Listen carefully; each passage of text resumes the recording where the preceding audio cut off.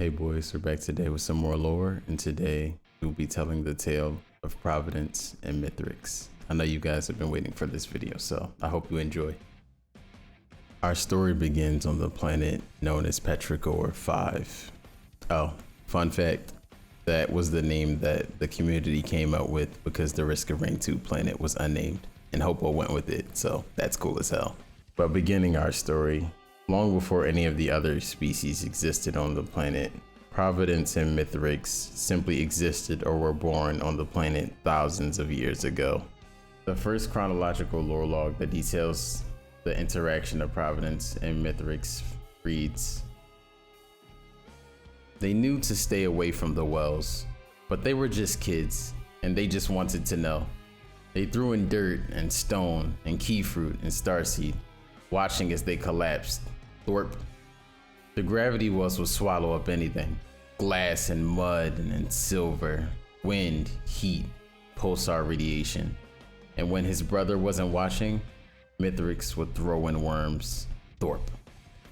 But only when he wasn't watching. You see, his brother loved worms. It would make him sad, but Mithrix didn't care much about worms. He was just curious, but one time, his brother was watching. And his brother loved worms." This piece of lore as a starting point is extremely important because it shows the difference in the personalities and as well as the ideologies of Providence and Mithrix. And it's actually the reason for many of the issues and complications that happen within their relationship in the future. Providence is one who cares for life and cares for living things. Mithrix is one who does not. He's only curious and wants to understand how things work. And this is the crux of the issue between the two brothers. The next piece of lore in chronological order is the Bulwark Ambry. And it's a conversation between Providence and Mithrix that occurs when they are both older. "I've begun to understand our universe, the compounds that drive reality here. I've prepared a demonstration. Come, look, brother. Now look here, it's got presence and weight, round with no features, no orientation. It is mass. Almost everything here is mass. Mass is boring, but required. We can take mass and shape it to form features, angles, and intent. Look at the planarity of the surfaces. This is design. I love design. Now a volatile one, a lifeline, blood, sharp yet radiant. Blood is heat. This is my blood. But there is plenty of blood in this universe. Now be gentle. Look closely here. Do you see it? Almost invisible. A thin film. Frail. It's not in this reality, but an adjacent one. I've heard you discuss this. Something you innately understood. What you describe as soul. Don't you love soul?"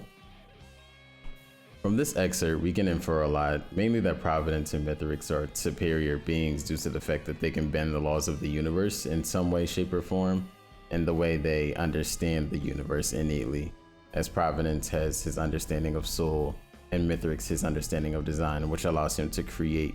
A good example of this would be the Bulwark's Ambry, which is where the artifacts that we unlock are kept. They were actually created there by Providence and Mithrix. And also many of the lunar items were created by them or used by them in one shape or form to create something else. A good example of this is the meteorite lunar item. Its lore basically reads, "What a peculiar piece of the stars that serendipity has brought us. I'm sure you can make more. The ratios are simple. It should be quite fun." Basically, this is Mithrix talking and explaining it should be fun to use the meteorite and augment it and bend it to become something else or to create something else from it. But at some point thereafter, Providence and Mithrix moved away from creating just items and inanimate things and started to try to create life in one way, shape, or form, which continues our story. Which brings us to the holocron seed and the firstborn of their many creations. The flavor text basically reads, "Brother, what is this? Why is it misshapen and weak? Was there an error in my design? Guardian, come to me. Allow me to see your construction." So, I see. These are not the correct ratios. This is no minor error, brother. You have purposely deviated from the design. For what purpose have you done this? You cannot weave a construct from such an abundance of soul. You know it is too unstable, that it is too unpredictable and too frail. I have told you this, and yet you have wasted the materials I have gathered and exhausted your own strength to fabricate this miscreation. To what benefit? At its best, it can be no more than an inferior servant. It is deficient in the compounds that were to give it fortitude and strength. At its worst, it will betray us. You have created the first being of this world which threatens us. We cannot keep it here. Attempting to destroy it will risk its retaliation. I will prepare one of the vaults for it to be sealed away, while it is still young and naive. What a foolish mistake you have made, brother. I expect you to return the design to me. I cannot allow you to build another construct with so much power and with so little control. I will build the rest of our guardians by my hand. They will be weak, but at least they will be loyal. Go home, and I will deal with this creature. We can discuss a better project for when I return. If you guys haven't figured it out, the firstborn or the first being that they created was Aurelianite. And Mithrix gave Providence a design that he was supposed to follow, and he did not. He gave Aurelianite soul, by meaning he gave it consciousness and I guess life in a sense.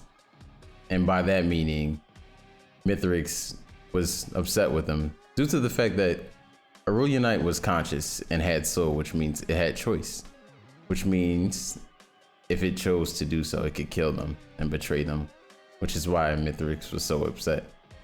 But as we know, Providence loved soul and loved life, so he didn't make it according to the design, which is interesting to show that many of the enemies, the constructs we have, are probably not all empty machines. They have soul.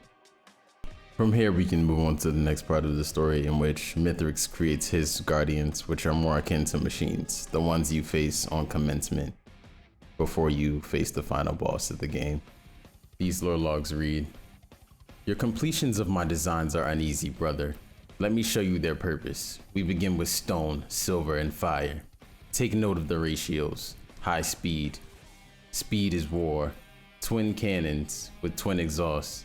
We stream their exhausts for volatility. Quadrupeds are easier and more stable. We maintain that. And that, dear brother, is it. No dance, no song. These guardians do not need soul. Soul driven, of course. As with all vermin, let us begin with fire. Free axis of movement. Wonderful design. I will highlight that. Slow acceleration. That can be improved. Speed is war. Feeble combat skills. Treatable. Those Templars may be of inspiration." From here, Mithrix created his own guardians that were more akin to machines, that were strong and loyal, unlike the ones that were created by Providence that had soul.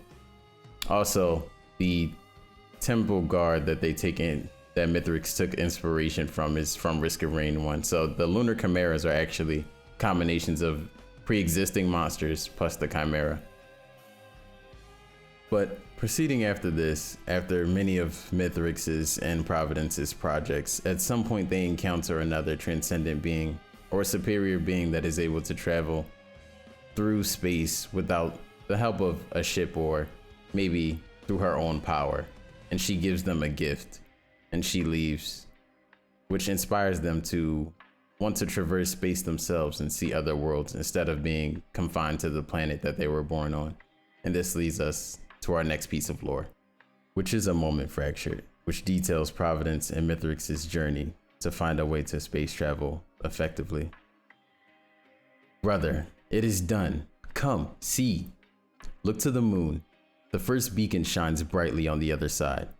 There was no gap in its sequence. It has traveled instantaneously. We can cross the dark sea without succumbing to its sickness, if we simply do not travel through it at all. Is it not a brilliant light of hope? Only your hands could have realized my design, brother. I feel truly now that there is no obstacle nor force we cannot overcome together. With my designs and your constructions, while it pains me to see your heart still torn for the doomed, We are not among them. There is an entire cosmos for us. We can escape this planet, our prison. If your heart truly yearns to save, then surely more of our kind awaits among the other worlds, trapped by the dark sea. And to them we can offer the gates. When she next visits our world, I must ask her to take a gate with her, perhaps dozens. You should be celebrating with me, brother. And yet I see your somber gaze will not lift. Please, take the gate. Step foot on another world. Reap the rewards of your toil. Prove to the universe you are free. I cannot bear to see you in such a pitiable mood on such a joyous occasion. If you insist, brother, I will go first. Forget about these creatures and do not dawdle. I want to see joy on your face. This piece of lore is very important for the story due to the fact of after successfully completing their teleporters and finding a way to transport and travel through space via teleportation, Mithrix travels and uses the teleporter to go to the moon of their home planet. And he says to his brother that he will be waiting for him. But unfortunately for him, Providence cuts the connection via the teleporter and traps Mithrix upon their moon. This is probably due to the fact that Mithrix doesn't care for the many mortal species and the weak species that he considers vermin that are soul driven. And Providence loves them. And for them, he traps his brother upon the moon to be sealed forever until he opens the way again. The next lore log that continues our story is for a brittle crown. And the narrator is Mithrix as he shares his thoughts with us after being trapped upon the moon for thousands of years. A wretched carnival. They were doomed for good reason. Doomed people of Ophelia lost, and fanatic worship of parasitic influences. Lumerians destined to a dead planet, picked clean. Chitin beasts, automatons of death. Why do you bring them home? They were not meant to survive. I have watched you for ages from my dead rock. In every century, you disgust me with vanity. You invite vermin into your home. Wretches, rats, monsters, creatures without restraint. Each and every one planet killers, and yet you entertain them as guests, like children requiring saving and protection. She should have died for me. Her gift was wasted on you. And when will we open discussion, dear brother, of all your thin lies? Why do you forbid your guests to leave, to pilot? Why do you fashion great walls and gates? Why do you weave constructs of destruction if your role is protection? They are entries in your collection, you slaver, gatekeeper, hoarder. Your death is fated. When you die, and you will die, I will be ready. I have been patient for millennia. That planet is mine. Considering after the 1.0 update, this also reveals way more about what we knew about Risk of Rain 1 and 2. Most of the species that you see on the planet, or many of the automatons, were not created by Providence and Mithrix. Providence brought them back from other places. And the she that they mentioned before, she died for whatever reason by giving her gift to Providence, or she gave her gift to Providence before she died, which we don't know what the gift was. It could have been something to allow him to bring these species back, but we know now that most of them are not the original inhabitants of the planet that Providence and Mithrix were born on. They were brought there by Providence to protect them. And most of the planets that they were on were doomed or being destroyed in one way, shape, or form, or for whatever reason. And Mithrix witnesses this, which angers him because he does not think much of them. He believes they are all vermin and they aren't worth saving. Only their kind and transcendent beings are worth saving. The next lore log that advances the story is the one for commencement. And Mithrix, again, is the narrator of this, and he reveals important information that reveals many of the reasons the Risk of Rain universe and the events that take place in it happen. Have you forgotten that those gates are my design? You would not know because you do not look up. You bend knees only for ants and vermin. But I have been working on a grander design, a greater gate to travel greater seas. What if I met you on one of those extinct planets? What if I cause the calamities you strive to avoid? What if I reap destruction? What would you do then? I know the planet you trail, of water and dirt. You fear their stability, that they will consume themselves. Maybe I will go there first.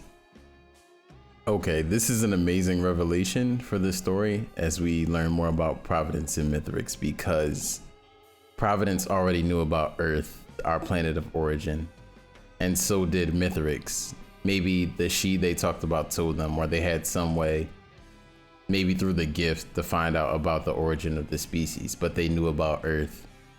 And this also comes as a revelation as to why the teleporter was on the contact light in Risk of Rain 1. Providence probably put it on there trying to get to Earth to save our species and to keep us from destroying ourselves. As he believed our stability would be the reason we destroyed ourselves and went extinct as a species. And Mithrix, being trapped upon the moon for thousands of years, had designs to go there and maybe wipe us out or commit genocide against the human race himself in retaliation for his brother trapping him there for all those years. But after getting to this part in our story, you can tell that the main crux of the issue between the two brothers is that their ideologies differ. Providence's title is Bulwark of the Weak, which means protector of the weak. He cares for those living things with soul, those things that have consciousness, so he wants to protect them. While as you look at Mithrix's title, when you fight him, his title reads King of Nothing. He doesn't care for the other beings. He's a powerful being that stands above others, that cares nothing for them, and has no possessions or subjects to care for. So he is a king of nothing. And that is where the clash and the issues lie within the brothers' ideology. And it has led to the loss of many lives. Expanding upon this, in Risk of Rain 1, when you defeat Providence, he says at the end of the encounter, "How? What are you? Monster?" Because his intention was only to protect, or that's what I think. And he believes he can save you. He never believes he could be defeated. Compared to Mithrix, as you fight Mithrix, he says many things to you, degrading, and he looks down upon you. One to quote of many of the lines he says, "Frail, break, die vermin, weak without your baubles and trinkets, submit vermin, die weakling, become memories, useless as I thought, vermin." But when you finally defeat Mithrix and kill him, his tone in the lines that he says change, and what he says is very contrary to how he's been speaking in all of the past lore logs and how he usually portrays himself. He says, "No, not now. Why? Why now? No, no. Brother, help me. This plain grows dark. Brother, I cannot see you. Where are you? Brother, perhaps we will get it right next time." After reading these lines spoken by Mithrix, it made me realize, but as a species, Providence and Mithrix were merely children. Their lifespans might have been longer, but did they really deserve death? One wanted to protect, and one was just curious. From these lines, you can also tell that Mithrix misses Providence. Even through all the years he was stuck up there in anger, he was one of the, or maybe the only one that truly understood Mithrix as a being. But moving on to the last piece of current lore that's relevant to our story, it's the lore log for Purity, and it reads, "It looks like starseed, tanning in dirt. It smells like hot stone and tall grass. It tastes like spiced fruit, sweet and hot. It feels like solar winds and solar chimes. It sounds like two brothers chasing glass frogs in the sun." This mirrors my earlier point that Providence and Mithrix were not necessarily evil. They were only curious about the greater universe outside of their home and only wished to protect those weaker than them. And so that brings our story to an end. I hope you guys enjoyed it. It took me a while to make this video, and it's like the longest video I made up to date, but more lore videos, more videos on the way, more different content. Drop a like and share the video if you guys enjoyed. Let me know all your theories, and I'll talk to you guys next time. Stay safe.